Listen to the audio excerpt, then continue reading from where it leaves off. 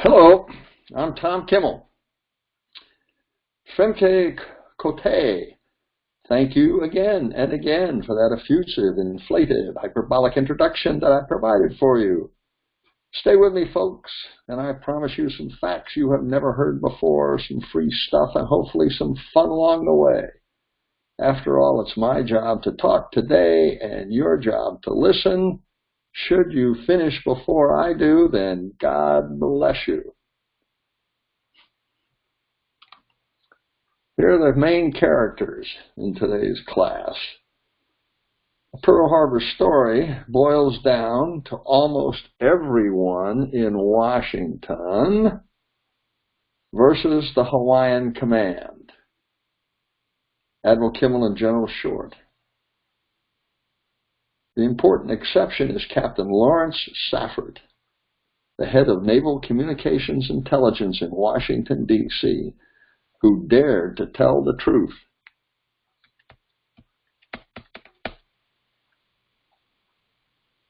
And without whom there is no Pearl Harbor story, as we know it today.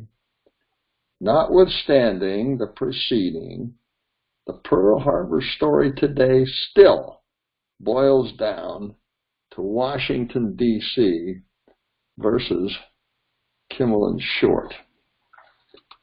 Okay, today, the fourth class of the 6 classes, Pearl Harbor Perjury. Certainly one of my favorite subjects. And let me start with a little example of delusion.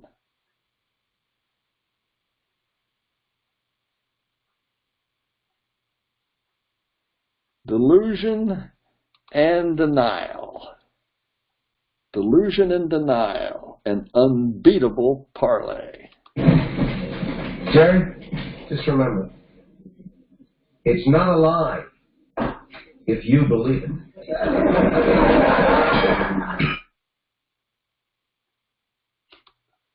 Folks, if you ever find yourself in a meeting that starts off this way, look for an exit.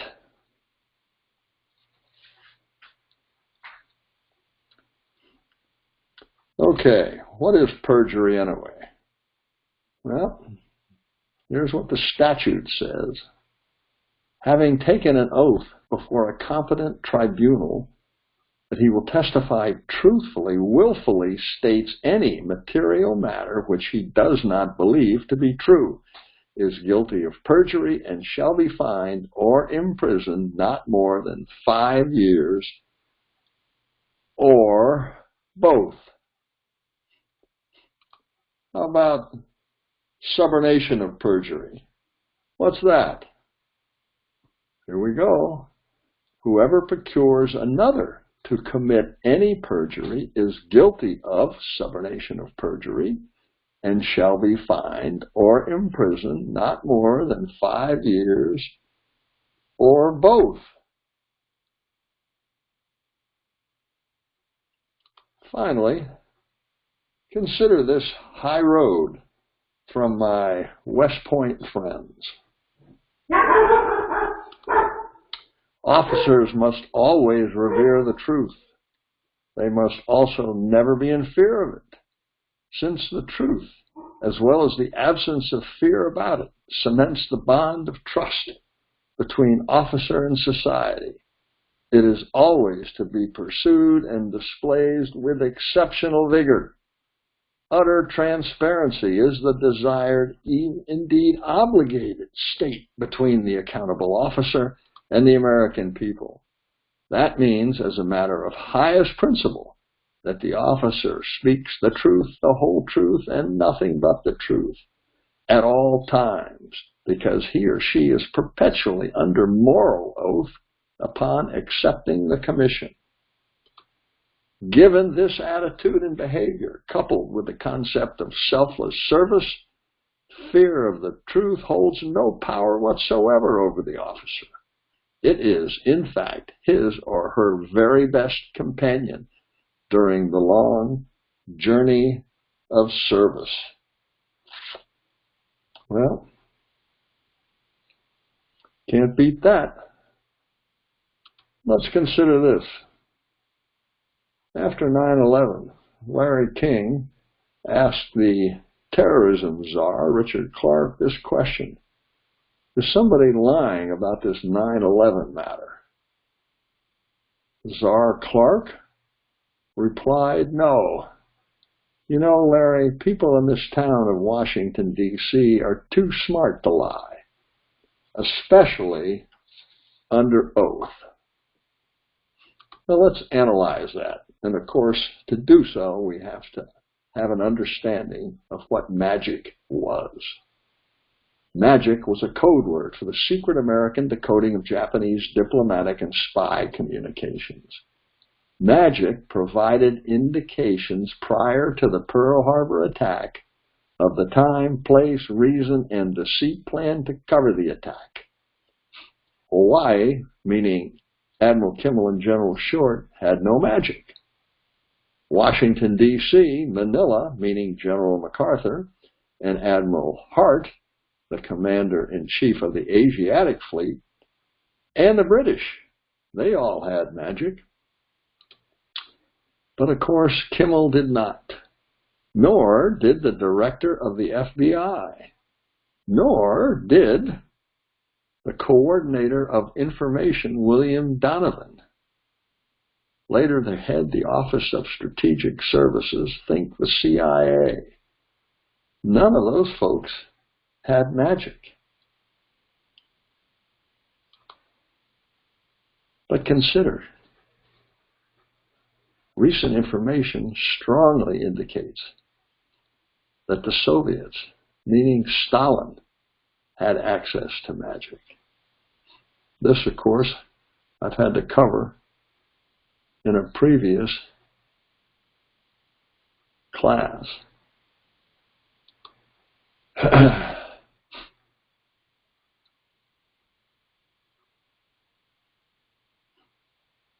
Joint Congressional Committee heard the testimony of Commander Lester Schultz under oath, who delivered the 13th part of the 14-part message of the State Department to the Japanese.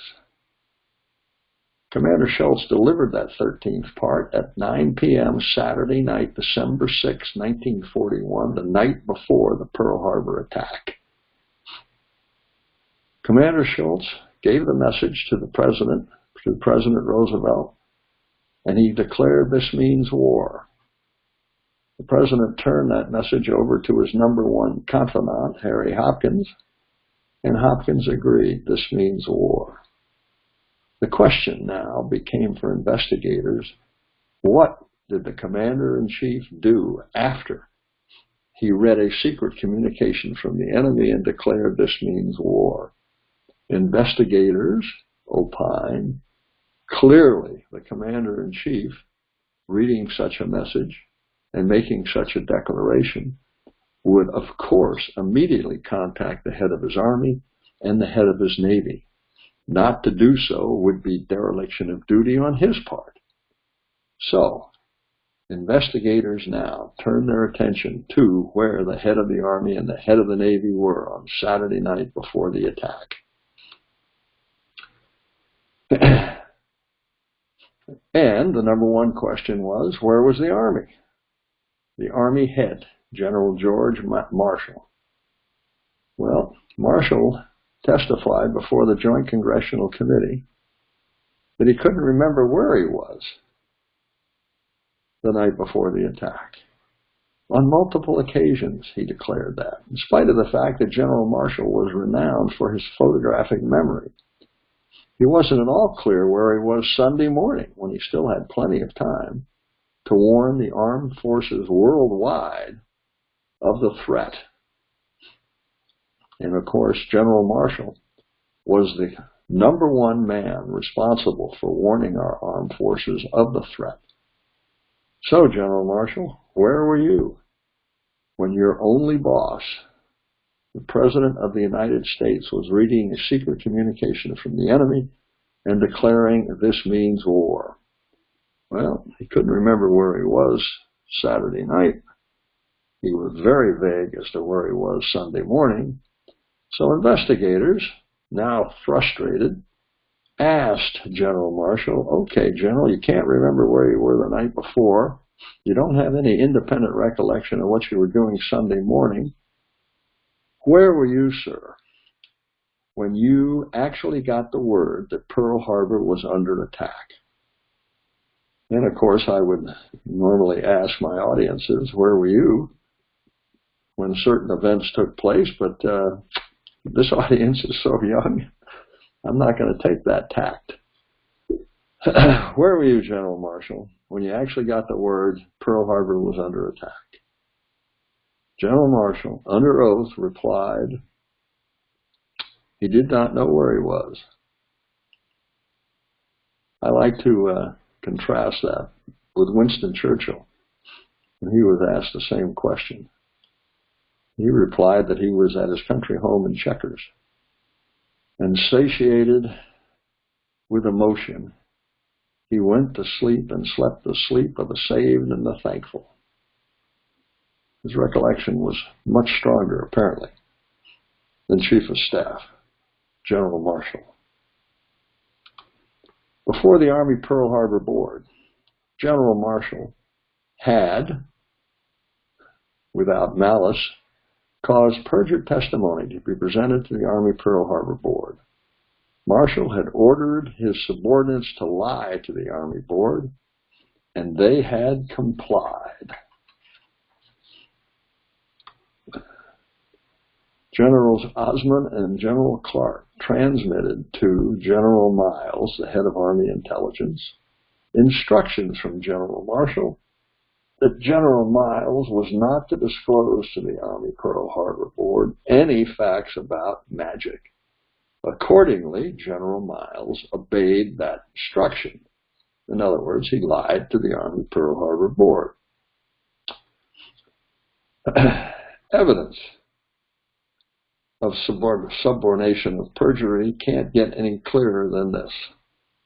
But let's review the statute again to be sure.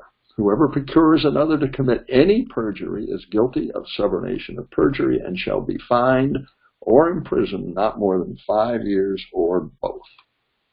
Did I mention that evidence of subordination of perjury doesn't get any clearer than this? So, how come Kimmel and Short in Hawaii did not receive magic? Colonel Bratton, who was in charge of the Far East Section, the head of Far East Section of the Military Intelligence Division, was called to testify. And his testimony was that General Marshall told us in August 1941 exactly who was to be given magic. Everyone on the list was in Washington. General Marshall, under oath, was asked the same question. He said he did not know that magic was being withheld from Hawaii. On the distribution of magic, I gave no specific instructions that I recall. General Miles was the head of Army Intelligence and appears to agree with Bratton on Marshall's no distribution of magic outside of Washington order. Who made the decision that these magic messages should not be sent to Hawaii? General Miles' response was Marshall. But Marshall knew how important the magic intercepts were, and he wanted the raw material itself presented to him. On June 17th,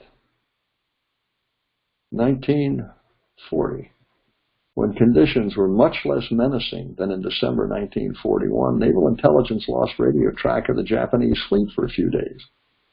General Marshall sent to Hawaii a message which directed Hawaii to immediately alert complete defensive organization to deal with trans-Pacific raid.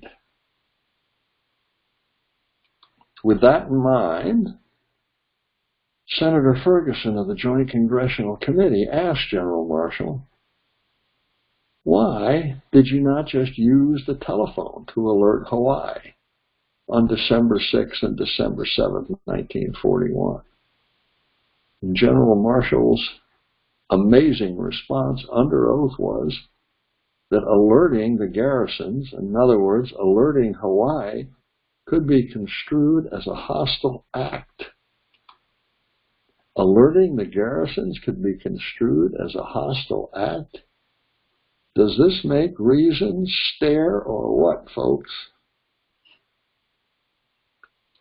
Okay.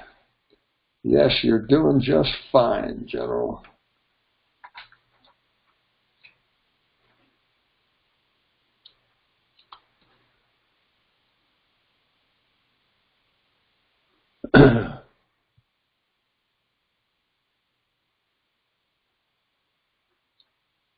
In 1940, Admiral Kimmel's predecessor, Admiral James O. Richardson, later wrote that Marshall told him that the June 17, 1940 alert had been a training exercise. But in 1945, Marshall denied in joint congressional testimony that the alert was an exercise and denied talking to Admiral Richardson about it.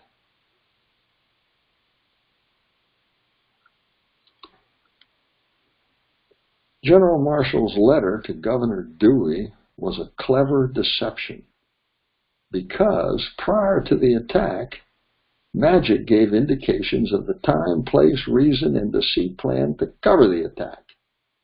But Marshall told Governor Dewey that intercepts made no reference whatever to Japanese intentions toward Hawaii.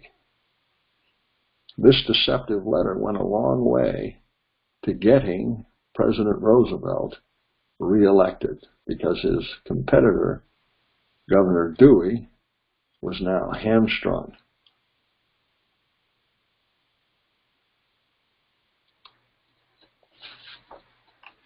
General Marshall's aide, Carter Clark, tried to set the record straight in 1961 when he claimed at a luncheon that General Marshall made him and his staff promise not to reveal the truth about Magic and what was called the Winds Execute message.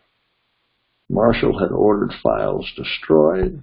Marshall was obviously dragging his feet the morning of December 7, 1941, sending an alert to Pearl Harbor, which did not arrive until after the attack. And General Marshall deliberately broke Army regulations by not sending such an important message by multiple means as Army regulations called for. What was Carter Clark trying to say?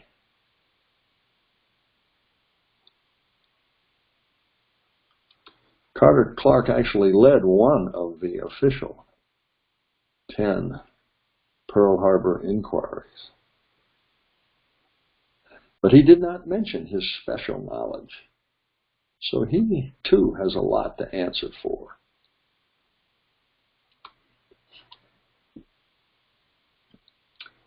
Now we come to Admiral Stark. Admiral Wilkinson, the head of the Office of Naval Intelligence, testified to the Roberts Commission that care was taken in Washington, D.C. to see that these two officers, Admiral Hart in the Philippines and Admiral Kimmel in Hawaii, were kept fully advised as to developments. Admiral Hart and Admiral Kimmel had available to them the same Magic information as we did here in Washington, D.C.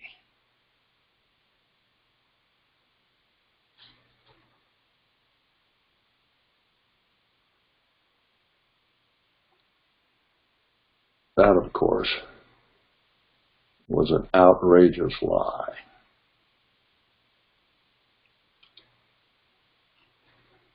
Admiral Stark, under oath, was asked by the Joint Congressional Committee where he was Saturday night before the attack, when his only boss was saying that this dispatch that he was reading from the Japanese meant war. Admiral Stark was asked on January 2nd, 1946, where he was that evening. Admiral Stark said he didn't recall. Nobody reached him. Didn't know where he was. Same question was asked by the Joint Congressional Committee the next day. Didn't know where he was. The Joint Congressional Committee finished their investigation and they shut down. A week later, his flag lieutenant went to Admiral Stark and said, "Admiral, don't you remember where you were, sir? You were with me. You were with me and our wives. We went to the National Theater in Washington, D.C. We viewed the performance of the Student Prince. After the performance, we retired to your quarters. The houseboy immediately told you that the President of the United States had called and wanted you to call back. You excused yourself, went to the library, returned a short time later, and said you had been speaking to the President of the United States about the critical situation in the Pacific. Don't you remember that, Admiral?" The Joint Congressional Committee asked Captain Crick, Stark's flag lieutenant, "How come you can remember that, Captain Crick, and Admiral Stark can't?" Captain Crick said, "Forget that sort of thing." Admiral Stark was placed back on the stand, placed under oath, and he testified that Crick, attempting to refresh my recollection, notwithstanding, I do not remember that evening. Congressman Gerhardt was prompted to ask Admiral Stark, "Admiral, could you have been with General Marshall, since he can't remember where he was Saturday night, the night before the attack, either?"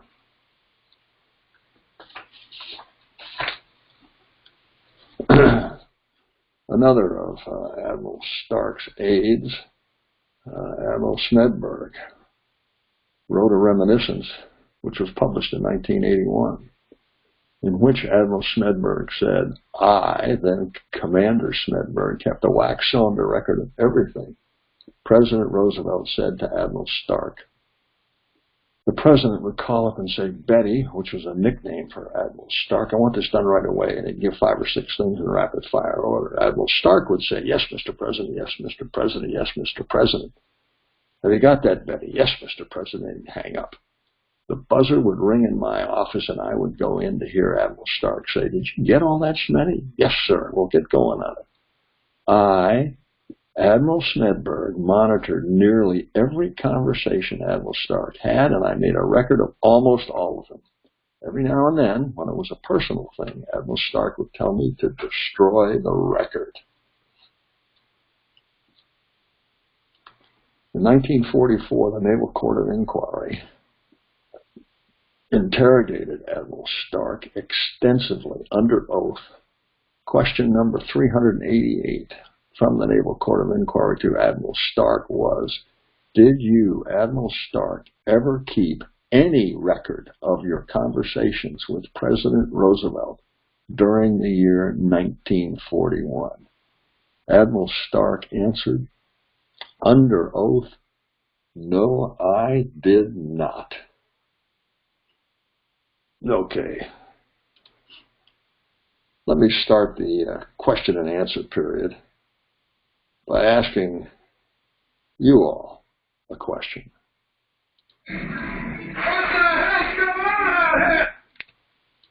How's that?